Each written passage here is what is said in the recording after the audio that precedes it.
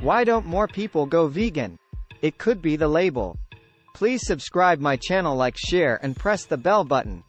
A recent experiment explored why people reject foods that are better for your health and the planet, and found answers rooted in psychology. When food items are specifically labeled as vegan, indicating they are prepared with no animal products, including eggs or butter, people are less likely to select them, even though it is better for the planet and for their health, according to a recent experiment. Growing and transporting food accounts for a quarter of all global greenhouse gas emissions, which are accelerating the climate crisis. Of these, the vast majority come from processes linked to meat and dairy production, which is why experts are advising societies to shift toward more plant-based eating.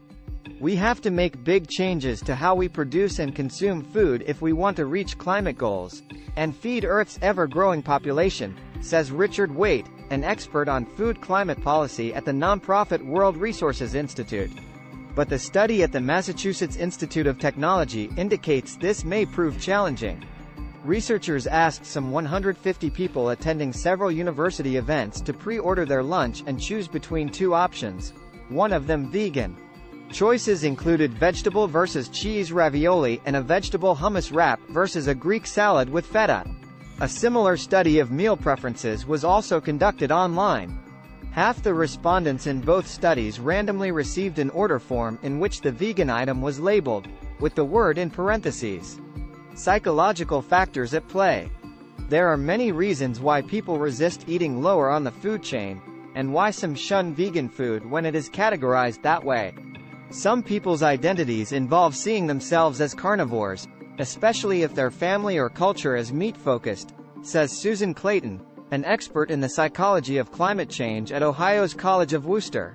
Others don't feel a strong motivation to change because they believe climate change is not yet having an impact.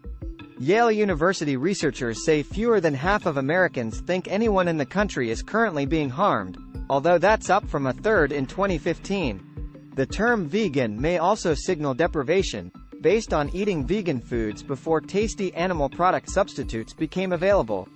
I often have this deprivation response myself, Clayton says. When a coffee shop has vegan muffins, I think, I want one with eggs and butter.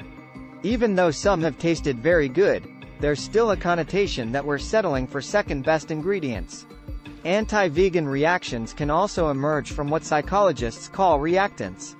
First proposed in the 1960s and studied extensively since, the concept describes the mental and emotional pushback that can result when someone feels their choices are constrained.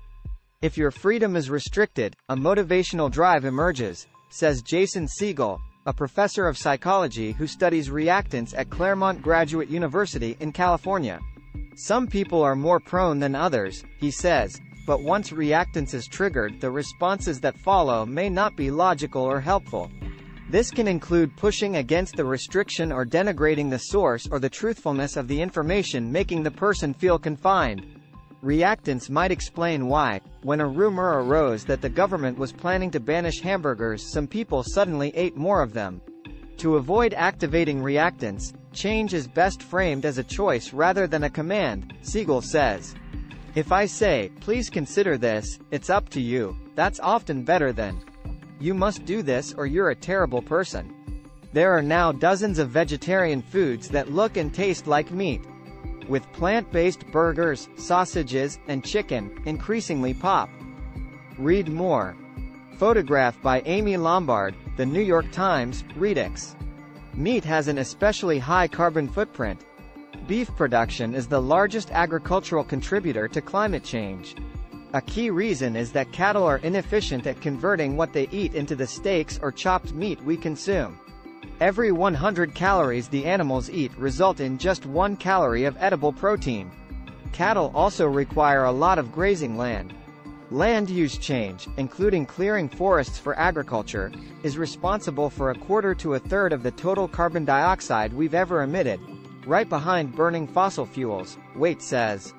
Some 4 times more carbon-trapping forest land has been destroyed in recent years to create grazing pastures for cattle than for the next largest agricultural use, palm oil plantations. Plus, cows burp out large quantities of methane, which is 25 times more potent than carbon dioxide at trapping heat in the atmosphere.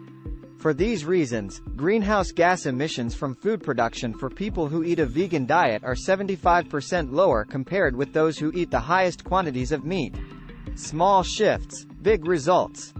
Environmentalists are clear they are not urging everyone to become vegetarians or vegans, but, if possible, to include more plant-based meals. If you shift a third of your beef consumption to beans and soy, you reduce the climate impact of your diet by about 15%, Waite says. Home cooks and restaurants too often treat vegetarian options as an afterthought, Burke says.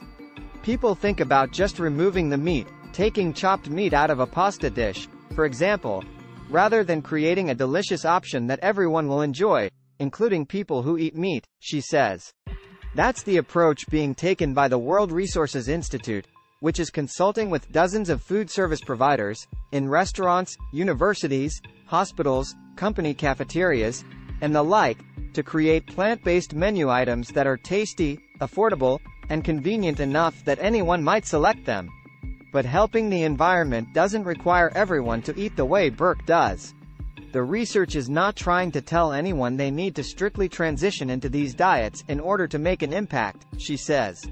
This is about people eating more sustainably, more often, and what can we do to guide people towards those practices.